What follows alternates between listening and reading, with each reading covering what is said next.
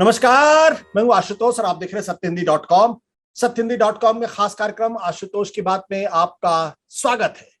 आज दरअसल हम बातचीत करेंगे सेडिशन लॉ की, यानी देशद्रोह का जो कानून है उसके ऊपर सुप्रीम कोर्ट के रवैये की। हमारे बहुत सारे दर्शकों को इस बात को लेकर बड़ी खुशी हो सकती है कि सुप्रीम कोर्ट ने फिलहाल सेडिशन लॉ यानी देशद्रोह का जो कानून है उसको फिलहाल जो है वो अबेंस में डाल दिया है, यानी एक तरीके से कह दिया कि अब वो जब तक सरकार अपना रुख इस पूरे मसले पर स्पष्ट नहीं करती है तब तक ये कानून लागू नहीं होगा। ये अपने आप में बड़ी जीत है उन तमाम लोगों की जो लगातार देशद्रोह के मुकदमे का जो बेजा इस्तेमाल हो रहा था उसके खिलाफ एक लड़ाई लड़ रहे थे। बहुत सारे लोगों को पिछले कई सालों से आपने देखा कि लगा कैसे उनको देशद्रोह का मुकदमा लगाकर लंबे समय तक जेल के अंदर डाला जाता रहा। हालांकि अभी भी सुप्रीम कोर्ट ने इस पूरे मसले पर कोई फाइनल बात नहीं कही है कि ये सेडिशन लॉ बना रहेगा या सेडिशन लॉ नहीं बना रहेगा या हमेशा के लिए हटा दिया जाएगा। सुप्रीम कोर्ट में सरकार जब सुनवाई कर रही थी तो सरकार से सुप्रीम कोर्ट ने कहा था कि आप अपना रुख इस बारे में स्पष्ट करिए। सरकार ने कहा कि सेडिशन लॉ के मसले पर वो रिकंसिडर करने के लिए तैयार है। जब उन्होंने कहा रिकंसिडर करने के लिए तैयार है तो सुप्रीम कोर्ट ने स्पष्ट तौर पे कहा चूंकि आप रिकंसिडर करने के लिए तैयार हैं, लिहाजा जब तक आप आपका जो रवैया है, जो नजरिया है, वो सुप्रीम कोर्ट के सामने फाइनली ड्राफ्ट बन के नहीं आता है तब तक के लिए हम इस कानून को अबेंस में डाल देते हैं, यानी यह कानून लागू नहीं होगा। साथ ही साथ सुप्रीम कोर्ट ने यह भी कहा है कि चूंकि यह कानून अब अबेंस में है, लिहाजा ऐसे तमाम लोग जो सेडिशन लॉ की वजह से अदालत जेल के अंदर है वो जो है वो बेल के लिए अप्लाई कर सकते हैं और नए कोई केस किसी खिलाफ सेडिशन का चार्ज नहीं लगेगा। यानी इस धारा के आधार पर किसी को गिरफ्तार नहीं किया जाएगा। इस पूरा जो सुप्रीम कोर्ट का रवैया है, जो सेडिशन लॉ को अबेंस में डाला गया है, इसका मतलब क्या है, कैसे इसका बेजा इस्तेमाल होता रहा है, कैसे इसका दुरुपयोग किया गया है और कैसे सरकारें जो वॉइस ऑफ डिसेंट है उसको दबाने के लिए इसका इस्तेमाल करती रही है, और क्यों आज के पहले आजादी के 70 साल बाद भी ये कानून बना रहा। इन तमाम मसलों पर बातचीत करने के लिए, चीजों को समझाने के लिए, अपने दर्शकों से और स्पष्टता बनाने के लिए हमारे साथ प्रोफेसर फैजान मुस्तफा साहब है, जिनको किसी परिचय की जरूरत नहीं। फैजान साहब, आपका बहुत बहुत शुक्रिया हमारे इस खास कार्यक्रम में। सबसे पहले तो ये जो सुप्रीम कोर्ट ने फिलहाल जो फैसला किया है कि जो सेडिशन लॉ है उसको अबेंस में डाला है, इसको आप किस नजर से देखते हैं? आशुतोष, बहुत धन्यवाद। मैं समझता हूं कि बहुत ऐतिहासिक फैसला है। सर, एक छोटी सी रिक्वेस्ट है, थोड़ा सा अगर आप और कैमरे करीब आ जाए तो आपका चेहरा और स्पष्ट नजर आएगा। सॉरी डिस्टर्ब जी। तो आशुतोष, बहुत ऐतिहासिक फैसला है। उम्मीद नहीं थी मुझे ऐसे फैसले की, क्योंकि एक बार जब सरकार ये कहे कि हम पुनर्विचार करने को राजी हैं तो ऑर्डिनरी कोर्स में अदालतें वेट करना चाहती हैं कि सरकार पुनर्विचार के बाद क्या कहती है और उसके बाद फिर बहस होती है और जो भी फैसला होता। मुझे ये लगता है कि सुप्रीम कोर्ट माइंड बना चुकी थी कि हमें इसको असंवैधानिक घोषित करना है। भारत सरकार ने एक मास्टर स्ट्रोक खेला और उन्होंने कहा कि हम आजादी के अमृत महोत्सव में जो पुराने कानून हैं उनका रिव्यू कर रहे हैं। हमने सैकड़ों की तादाद में उन कानूनों को स्टैट्यूट बुक से हटा दिया, हम इस पे भी करेंगे। लेकिन क्योंकि सुप्रीम कोर्ट प्री डिटरमिन्ड थी, अब्यूज को लेके बहुत चीजें होती रही, बहुत से एक्टिविस्ट जो हैं वो सेडिशन के चार्जेस झेल रहे हैं, तो अदालत ने बहुत बड़ा फैसला किया कि उस लॉ को, जो आप सोचिए कि 1870 से है, जिसको एक केदारनाथ की 5 जज बेंच संवैधानिक मान चुकी है जी, उसको अबेयंस में रखना। ये जो चीज हमारे फिर लॉ मिनिस्टर ने कहा कि लक्ष्मण रेखा नहीं लांघनी चाहिए, ये कुछ लक्ष्मण रेखा के उधर जाने जैसा मामला है, जुडिशियल एक्टिविज्म वाला मामला है। लेकिन मैं देशवासियों को ये बताना चाहता हूं, और क्योंकि आपके चैनल पे कोई जल्दबाजी में बात नहीं हो रही जी, कि राजद्रोह का जो पूरा कानून है, एक तो उसको समझने की जरूरत है, वो हमारी बहसों में नहीं आ रहा। दूसरे, ऐसा लग रहा है कि अब कोई भी राजद्रोह करके बच जाएगा। तो मैं पहले आपको ये बता दूं कि इंडियन पीनल कोड में ऑलरेडी एक पूरा चैप्टर है, चैप्टर 6, जिसका नाम है ऑफेंसेस अगेंस्ट स्टेट। उसमें सेक्शन 121 है वेजिंग वॉर। अगर आप भारत सरकार के खिलाफ एक जंग का ऐलान कर दें या उसकी कोशिश करें या उसको उकसावा दें तो आपको बहुत सख्त सजा है, उसमें सजाए मौत है, उम्र कैद है। फिर दूसरे ये कि अगर आपने कोई कॉन्स्पिरेसी और साजिश की इस काम को करने के लिए, उसकी भी सजा है। अगर आपने हथियार इकट्ठे किए इस इंटेंशन से कि आप भारत सरकार के खिलाफ कोई एक वेज वॉर करेंगे तो वो 122 में उसकी सजा है। या अगर आपका इंटेंशन है उस डिजाइन का तो वो सजा मौजूद रहेगी। और फिर ये आया था 124A, जिसके बारे में मैं भी आपसे बात करूंगा जी। लेकिन उसके अलावा 125 है कि किसी भी एशियन ताकत के साथ मिलके अगर आप भारत के जो संप्रभु इंटरेस्ट हैं उनके खिलाफ जाना चाहते हैं, वो है।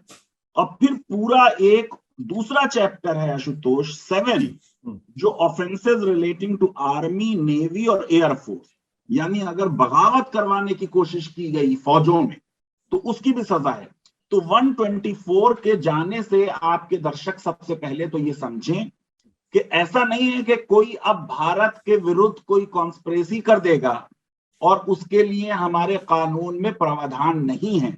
और टेरर लॉज बहुत से हैं, यूपा वगैरह है, उसमें उस तरीके के लॉज हैं, वो रहेगा। बात सिर्फ 124 में ये हो रही है जब आपने सिर्फ बोला जी और कुछ नहीं हुआ तो क्या आप पे राजद्रोह का मामला लगेगा? सिर्फ बोलने पर जिसके नतीजे में कोई हिंसा नहीं हुई, जिसके नतीजे में कोई और मामला नहीं हुआ, उसमें सेडिशन अब नहीं लगाई जाएगी। ये मैंने आपके दूसरे सवाल का जवाब दिया, लेकिन पहला सवाल बड़ा अहम है।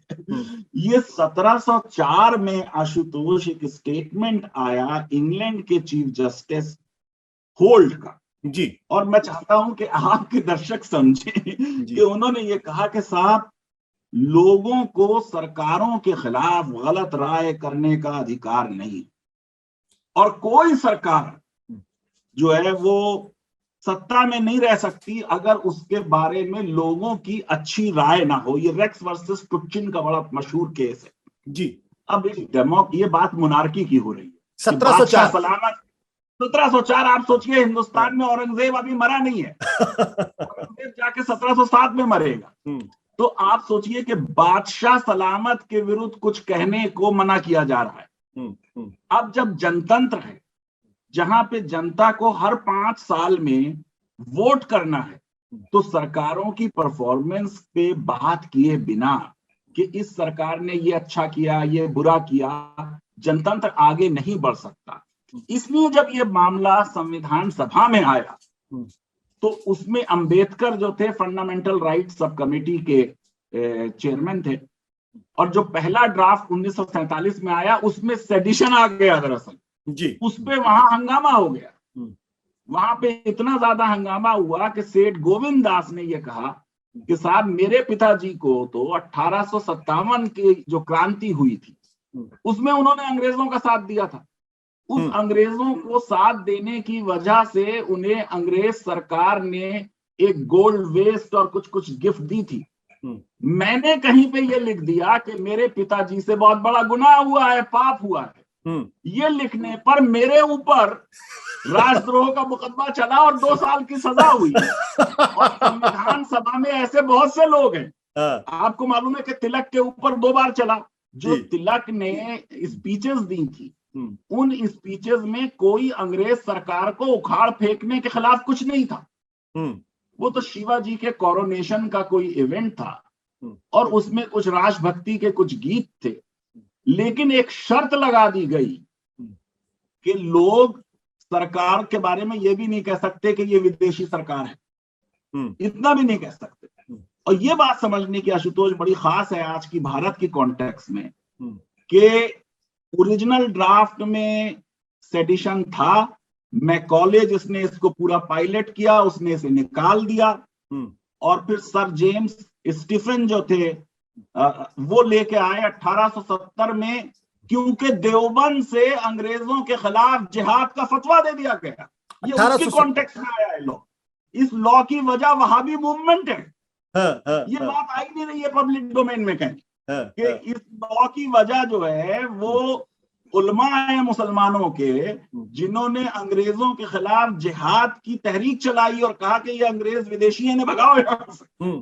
उसके बाद उसका मिसयूज होता रहा। उस मिसयूज होने के बाद आप सोचिए कि सिचुएशन ये हुई कि Punjab and Haryana high court ने कहा कि भाई अब संविधान आने के बाद तो इसकी कोई गुंजाइश नहीं बनी।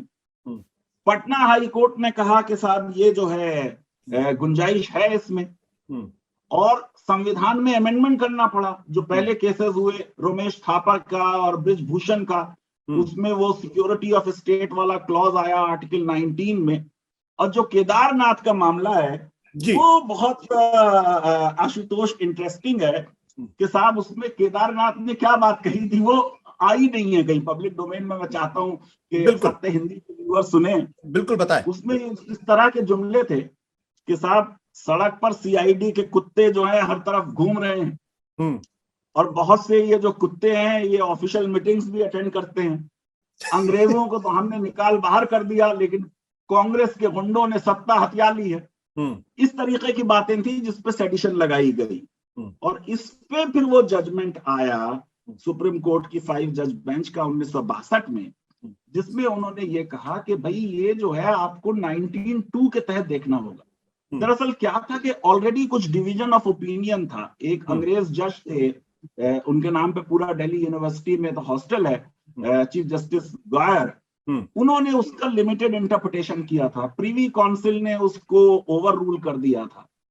तो जब ये सारी बातचीत हुई, उन्होंने कहा कि जब तक पब्लिक ऑर्डर को बहुत सख्त खतरा ना हो उसके नतीजे में, तब तक राजद्रोह नहीं बनता। और फिर 1995 में बलवंत सिंह का केस हुआ कि इंदिरा जी की हत्या हो गई। सिनेमा हॉल के बाहर इन्होंने खालिस्तान जिंदाबाद के नारे लगा दिए, इनको कन्विक्ट कर दिया गया। सुप्रीम कोर्ट ने उस कन्विक्शन को ओवरटर्न किया और ये कहा कि भाई कोई स्लोगन से राजद्रोह नहीं बनता। तो मेन अब बात जो है वो ये कि जब तक उस स्लोगन के नतीजे में कोई वायलेंस, कोई और ओवर्ट एक्ट ना हो, तब तक सिर्फ किसी के बोलने से नहीं बनता। सारी सरकारों ने आशुतोष इस कानून का दुरुपयोग किया जी। यानी अगर कोई कश्मीर पे बोल दे अरुंधति रॉय तो उनके ऊपर, विनायक सेन के पास से कोई माओइस्ट लिटरेचर निकल आए तो उनके ऊपर, केरला में न्यूक्लियर प्लांट को कोई प्रोटेस्ट करे तो उनके ऊपर। हर सरकार ने, इंक्लूडिंग कांग्रेस की सरकारों ने और सेकुलर सरकारों ने भी इस लॉ का दुरुपयोग डिसेंट को और क्रिटिसिज्म को और एक्टिविज्म को सप्रेस करने के लिए किया। ये सारी चीजें सुप्रीम कोर्ट के जजेस के माइंड पे कहीं ना कहीं वर्क कर रही थी, और इसलिए उन्होंने ये सोचा कि ये इतना भी मौका इन्हें ना दिया जाए कि अब कोई फर्दर एफआईआर हो, बल्कि जिन लोगों के ऊपर मुकदमे चल रहे हैं उनको अगर जमानत मिल जाए तो बेहतर है। लेकिन ये कोई वो लोग नहीं है जिन्होंने कोई राजद्रोह किया है। ये बात हो रही है कि जिनके उन्होंने कुछ ऐसा बोला जिसकी वजह से ऊपर मुकदमे चल गए और बोलने के बाद उसके नतीजे में कुछ नहीं हुआ। बिल्कुल फजान साहब, आपने बहुत डिटेल से, बहुत विस्तार से हमारे दर्शकों को पूरी बात एक्सप्लेन की है, और मुझे लगता है हमारे दर्शकों को इन बातों को सुनने के बाद उनके जो चक्षु होंगे वो जरूर खुल गए होंगे कि दरअसल ये कितनी पुरानी और कितनी अहम डिबेट है। लेकिन एक चीज जो महत्वपूर्ण जो है कि केदारनाथ में जब स्पष्ट ये कर दिया गया कि सिर्फ महज बोलने से ही किसी खिलाफ सेडिशन का चार्ज नहीं लग जाता, बल्कि अगर उसकी बोलने की वजह से पब्लिक ऑर्डर खराब होता है या हिंसा होती है, लेकिन उसके बाद भी इस कानून का दुरुपयोग होता रहा। उसके बाद आपने कहा कि बलवंत सिंह का केस था, उसमें भी सुप्रीम कोर्ट ने बिल्कुल स्पष्ट किया। जहां तक मुझे ध्यान पड़ता है 2004 में भी इसको लेकर सुप्रीम कोर्ट ने बहुत एक जजमेंट आया था जिसमें और स्पष्ट था। ये कानून अलग बेंचेस इसके बारे में बोलती रही हैं। तो ये कैसे बना रहा? जब स्पष्ट सुप्रीम कोर्ट ने साफ कह दिया था तो सरकारें कैसे जो है उसको लागू करती रही, और अदालतों ने इसको अभी तक स्ट्राइक डाउन क्यों नहीं किया था? ठीक है, ऐसा है कि स्ट्राइक डाउन करने की अपॉर्चुनिटी तो केदारनाथ के पास है जी। केदारनाथ ने ये रीड किया कि सेडिशन आर्टिकल 19(2) में नहीं है, लेकिन पब्लिक ऑर्डर आ गया। तो अगर पब्लिक ऑर्डर को कोई डिस्टरबेंस हो रहा है, उस पे उन्होंने उस लॉ को बचा दिया। अब एक और केस है आशुतोष, राम मनोहर लोहिया का बड़ा मशहूर मामला है। उन्होंने टैक्स देने से इनकार कर देने की कॉल दी थी, फिर उस पर बहस हुई थी। तो उसमें सुप्रीम कोर्ट ने 3 शब्दों का डिस्टिंक्शन बताया। उन्होंने कहा एक चीज है लॉ एंड ऑर्डर, एक चीज है पब्लिक ऑर्डर, एक चीज है सिक्योरिटी ऑफ स्टेट। तो लॉ एंड ऑर्डर सबसे बड़ा सर्किल है, उससे छोटा सर्किल पब्लिक ऑर्डर होगा। कोई लॉ एंड ऑर्डर की समस्या है, उसे पब्लिक ऑर्डर की बात नहीं कह सकते। यानी अगर कहीं पे कोई जुलूस निकल रहा है तो वो लॉ एंड ऑर्डर की समस्या है, वो पब्लिक ऑर्डर नहीं है। फिर पब्लिक ऑर्डर के अंदर एक बहुत छोटा सा सर्किल होगा जिसको आप कहेंगे सिक्योरिटी ऑफ स्टेट, के भाई अब देश खतरे में, जब देश खतरे में हो तब आप यूपा जैसा कानून का इस्तेमाल करें, नेशनल सिक्योरिटी एक्ट का इस्तेमाल करें, आप स्पेशल आर्म्स एक्ट जो जम्मू एंड कश्मीर में है, नॉर्थ ईस्ट में, उसका इस्तेमाल करें, टाडा पोटा या सेडिशन जैसे लॉ का इस्तेमाल करें। तो ये जब भी कोर्ट एग्जामिन करेगी इसको, तो ये मुद्दा फिर सामने आएगा कि क्या ये लॉ संवैधानिक है, और इस लॉ को डिफेंड करना सरकारों के लिए बहुत मुश्किल होगा। मुझे ये लग रहा था कि सरकार का मास्टर स्ट्रोक ये है कि सरकार खुद एक अमेंडमेंट ले आएगी जो केदारनाथ ने जो कुछ कहा है उसको 124A में एक एक्सप्लेनेशन डाल के लिख दे, और फिर अदालत उसको अपहोल्ड कर देगी। मुझे ये लग रहा था, लेकिन ये कि सरकार ने कोशिश बहुत की, सॉलिसिटर जनरल ने बहुत अच्छे आर्गुमेंट्स दिए। उन्होंने ये बात कही कि भाई जो लोगों पे मुकदमे चल रहे हैं, जजेस के सामने केसेस हैं, उन सबको रोकना सही नहीं रहेगा। देखिए, कोई जज बड़ा और कोई जज छोटा नहीं होता। जो सुप्रीम कोर्ट का जज है और जो नीचे का मुंसिफ है, वो सब जज बराबर होते हैं, उनका जुरिस्डिक्शन अलग होता है। जी। आपका जुरिस्डिक्शन इस शहर में है, मेरा जुरिस्डिक्शन वहां है। और सुप्रीम कोर्ट के जजेस जो है वो सुपीरियर नहीं होते हैं, उनको सिर्फ अपील का राइट है कि भाई अगर लोअर कोर्ट ने कोई फैसला गलत किया तो वो अपील में रिवर्स कर देंगे। एडमिनिस्ट्रेटिवली उनके कंट्रोल नहीं होता।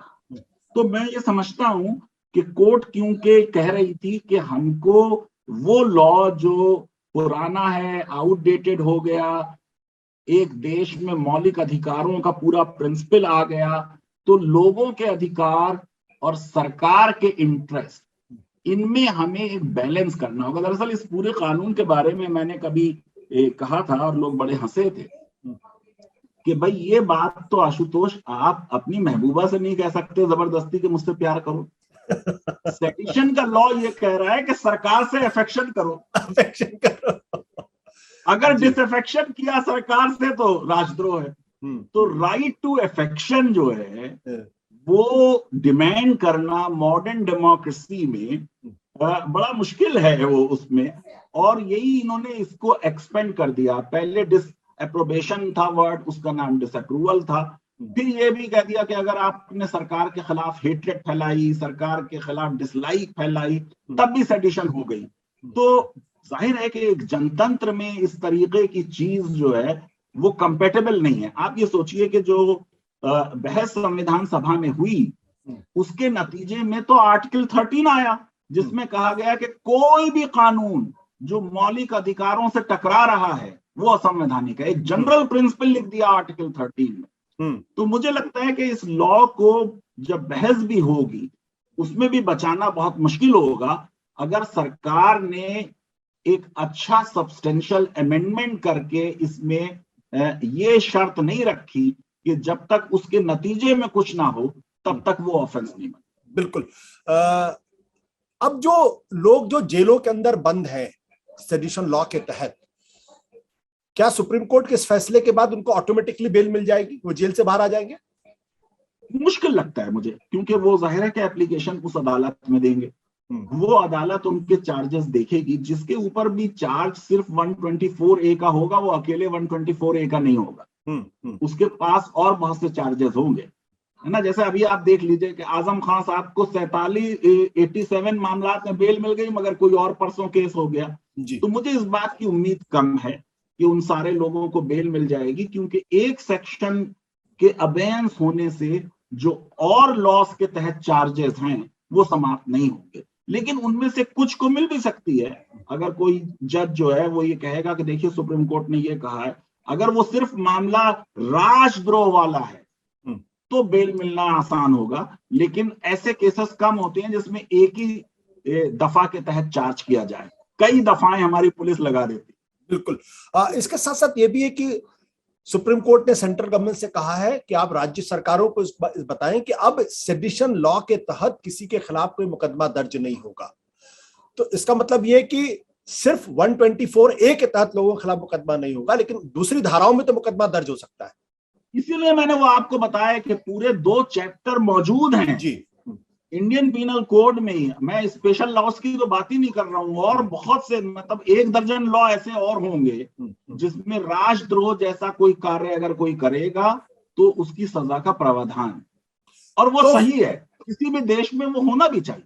तो फिर 124A के हटने से इतना खुशी का माहौल क्यों प्रकट, लोग क्यों इतने खुश है कि आपने भी कहा बड़ा ऐतिहासिक है, तो आम नागरिक को तो कोई बहुत ज्यादा सुविधा मिल नहीं रही है कानून की नजर से, इस धारा में नहीं किसी और धारा में उसके खिलाफ मुकदमा दर्ज कर लिया जाएगा। आशुतोष, इतने पेट्रोल के प्राइसेस बढ़े हुए हैं, पूरी हाहाकार हुई हुई है, एक कोई सुप्रीम कोर्ट ने कोई कर दिया तो खुश हो लेने दीजिए भाई। जब बड़ी बड़ी छोटी छोटी खुशी ले लेनी चाहिए। लेकिन इस पूरी बहस के दौरान जो सॉलिसिटर जनरल थे, जब कपिल सिब्बल ने ये कहा कि भाई महात्मा गांधी और जवाहरलाल नेहरू भी इसके खिलाफ थे, तो उन्होंने कहा उन्होंने हटाया क्यों नहीं। सवाल ये उठता है कि जो लोग आजादी की लड़ाई में इसकी भुक्तभोगी थे, उन्होंने भी इस कानून को हटाना उचित नहीं समझा। ऐसी कौन सी मजबूरी थी आपकी नजर में?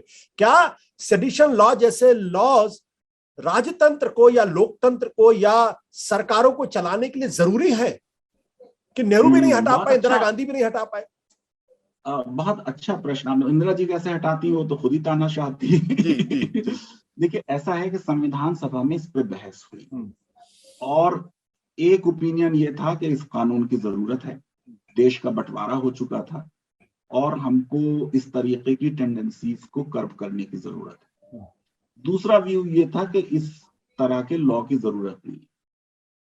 आशुतोष, कई ऐसी चीजें हैं जो हम अंग्रेजों के खिलाफ लड़ते रहे उसमें। आप ये देखिए कि इसी लॉ के तहत गणेश दामोदर सावरकर को भी सजा हो चुकी है जी, तिलक का भी इसमें मामला हो चुका है, गांधी जी का भी मामला हो चुका है। ऐसे ही मैं आपको एग्जाम्पल दूं कि जो 356 है दफा, ये आर्टिकल 93 था गवर्नमेंट ऑफ इंडिया एक्ट का, जिसमें आइडेंटिकल लैंग्वेज थी कि गवर्नर को ये राइट था कि वो स्टेट गवर्नमेंट को डिसमिस कर दे। हमने इतना हंगामा किया कि अंग्रेजों ने 1935 में उस प्रावधान को लागू नहीं किया, क्योंकि हमने ये कहा कि ये फेडरलिज्म के खिलाफ है। लेकिन जब हमने संविधान बनाया तो वो हमने रिटेन कर लिया 356 जी। तो कई बार ऐसी चीज होती है कि जब दूसरा सत्ता में है तो आप उसका विरोध करते हैं। जैसे अगर कपिल सिब्बल जी आज इस मामले का विरोध कर रहे हैं, लेकिन कांग्रेस के जमाने में भी सेडिशन के चार्जेस ट्रेड यूनियन लीडर्स पर, सिविल लिबर्टियंस पर, इन्वायरमेंटलिस्ट पर लगते रहे हैं। बेसिकली जो सिविल लिबर्टियंस का स्टैंड है कि black laws, preventive detention laws नहीं होने चाहिए, क्योंकि क्रिमिनल जस्टिस सिस्टम जो है आशुतोष जी, उसको कहते हैं कि ये इंस्ट्रूमेंट ऑफ स्टेट है। देखिए, आपके और मेरे बीच में कोई झगड़ा हो जाए, आपका बहुत इन्फ्लुएंस है, मेरा बहुत कम है, लेकिन फिर भी हम दोनों नागरिक हैं। आप बहुत बड़े वकील को खड़ा कर लेंगे, मैं छोटे मोटे को खड़ा करूंगा, लेकिन फिर भी एक पैरिटी है। लेकिन जब क्रिमिनल जस्टिस सिस्टम में आप जाते हैं तो सरकार आपको प्रोसिक्यूट कर रही है, सरकार की पूरी ताकत उसके साथ है, पुलिस उसकी एजेंसी है, जेल उसकी एजेंसी है, कानून सरकार ने बनाया है जिस कानून के तहत प्रोसिक्यूट किया जा रहा है, और जो जज हैं वो भी सरकार ने अपॉइंट किए। इसीलिए क्रिमिनल जस्टिस सिस्टम में कहते हैं कि जो एक्यूज्ड है, मुलजिम, a little man is pitted against the might of the state. इसलिए क्रिमिनल लॉ में हमने कुछ सेफगार्ड्स इनबिल्ट किए कि भाई प्रिजम्पशन ऑफ इनोसेंस, कि भाई हर आदमी को ये माना जाए कि वो इनोसेंट है। सरकार के ऊपर ये बर्डन डाला गया कि वो beyond any shadow of doubt साबित करे जुर्म क्या हुआ। अगर प्रोसिक्यूशन स्टोरी में 2 वर्जन पॉसिबल हैं, तो जो वर्जन एक्यूज का है वो माना जाए, बेनिफिट ऑफ डाउट एक्यूज को दिया जाए, क्योंकि एक तरफ स्टेट है और दूसरी तरफ एक आम नागरिक है, तो बिल्कुल पैरिटी नहीं है। अब अगर स्टेट राजद्रोह का मामला लेके आ रही है तो आप सोचिए कितनी सीरियस चीज हो जाएगी उसमें।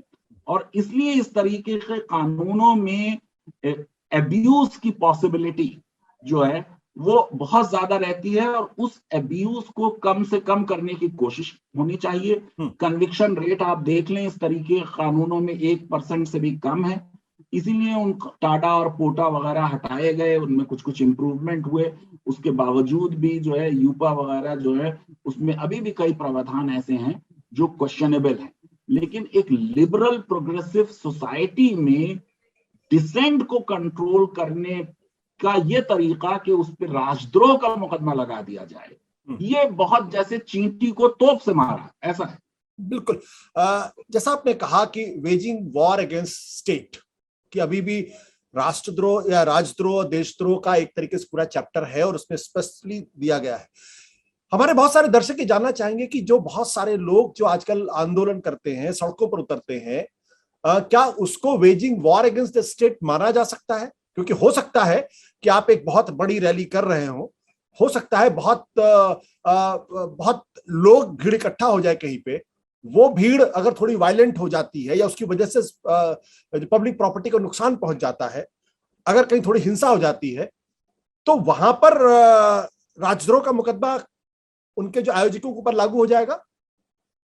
देखिए आशुतोष, राजद्रोह क्या है? राज के खिलाफ एक है कंसेप्ट स्टेट और एक है कंसेप्ट गवर्नमेंट। अगर मॉन्फिडो कन्वेंशन पे जाएं आर्टिकल 1 1933 का, तो वो कहता है कि स्टेट के कॉन्स्टिट्यूएंट्स हैं पॉपुलेशन, सॉवरेनिटी, डिफाइंड टेरिटरी और गवर्नमेंट, ये है। यानी गवर्नमेंट जो है वो स्टेट का हिस्सा है। जो प्रदर्शन होते हैं वो भारत के विरुद्ध नहीं होते, वो सरकार की पॉलिसीज के विरुद्ध होते हैं या सरकार में बदलाव लाने के विरुद्ध। जो श्रीलंका में प्रदर्शन हुए उसमें श्रीलंका देश के विरुद्ध नहीं है, वो कह रहे हैं कि राजपक्षा की जो फैमिली है इनके रूल से देश की इकोनॉमी समाप्त हो गई।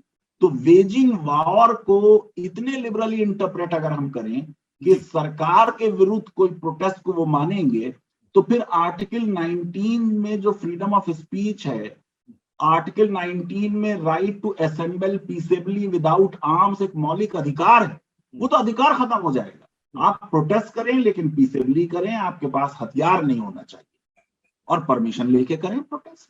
बिल्कुल।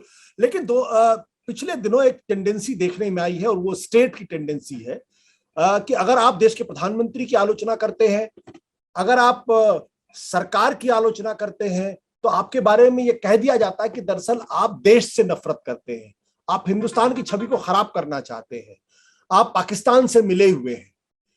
तो यहां तो स्टेट और गवर्नमेंट दोनों को मिक्स कर दिया गया है। तो ऐसे में ऐसा नहीं होना चाहिए। लेकिन देखिए, जब कोई बहुत बड़ा लीडर होता है तो ऐसा हो जाता है। देखिए, इस देश में ये कहा जा चुका है कि India is Indira, Indira is India.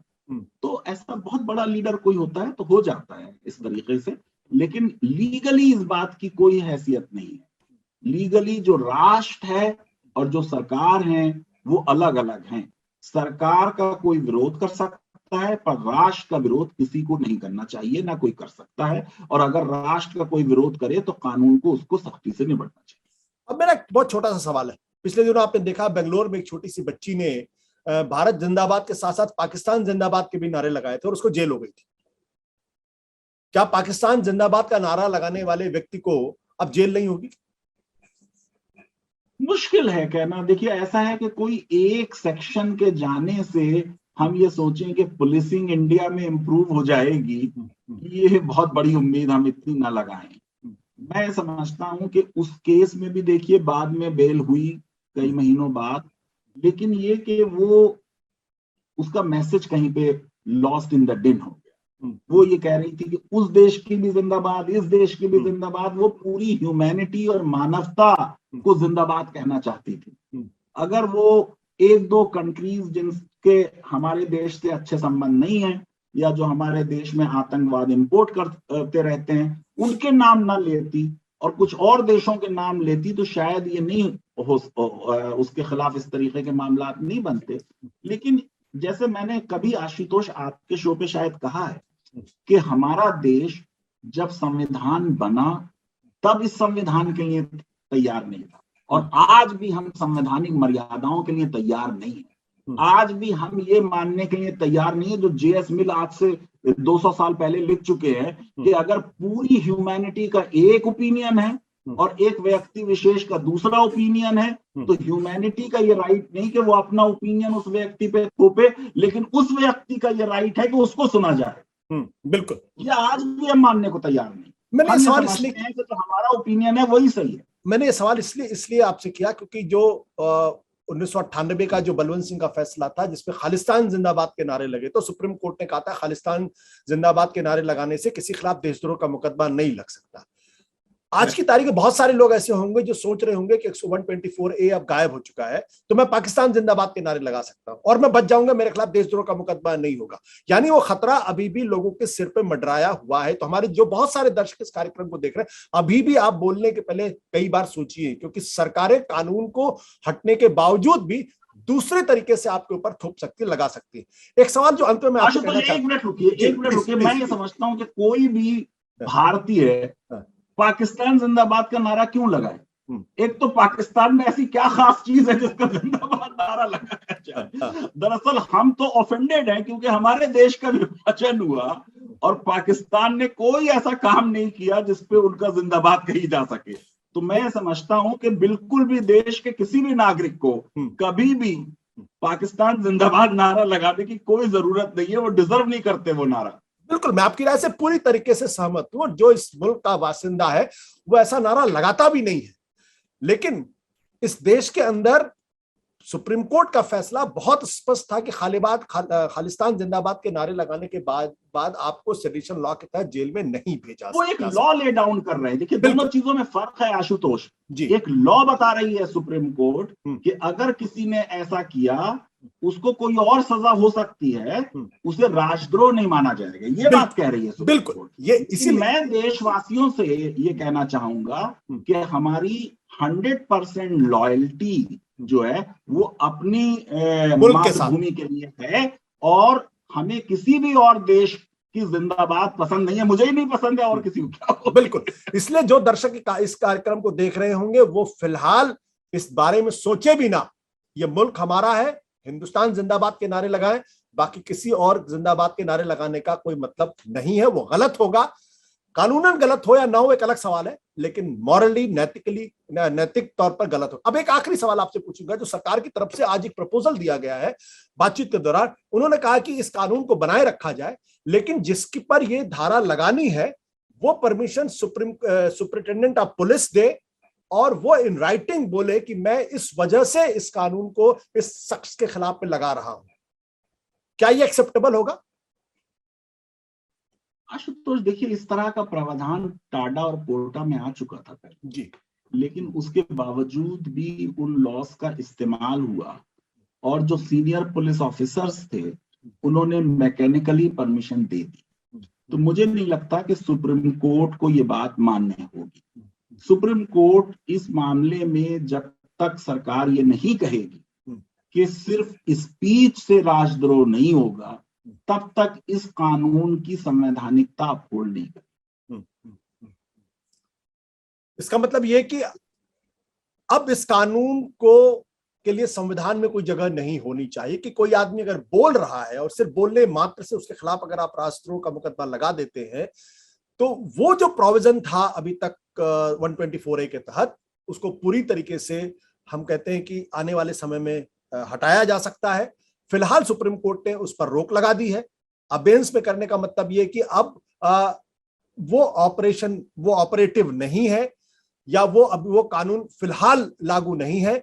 लेकिन इसका मतलब ये नहीं है कि अगर कोई व्यक्ति देश के खिलाफ अगर कोई षड्यंत्र करता है या देश के खिलाफ अगर जंग का ऐलान करता है तो उसके खिलाफ सेडिशन कानून, उसके खिलाफ राष्ट्रद्रोह का मुकदमा नहीं लग सकता, उसके खिलाफ राष्ट्रद्रोह का मुकदमा लग सकता है। सिर्फ बोलने मात्र से ही आपके खिलाफ जो राष्ट्रद्रोह का मुकदमा सरकारें लगा देती थी, उसका मिसयूज करती थी, वो फिलहाल कुछ समय के लिए टल गया है, हट गया है, क्योंकि अभी भी सरकार को इस सेडिशन लॉ की संवैधानिकता पर अंतिम फैसला करना है। बहुत बहुत शुक्रिया फैजान साहब, हमसे बातचीत करेंगे। Thank you so much. धन्यवाद, बहुत बहुत थैंक यू।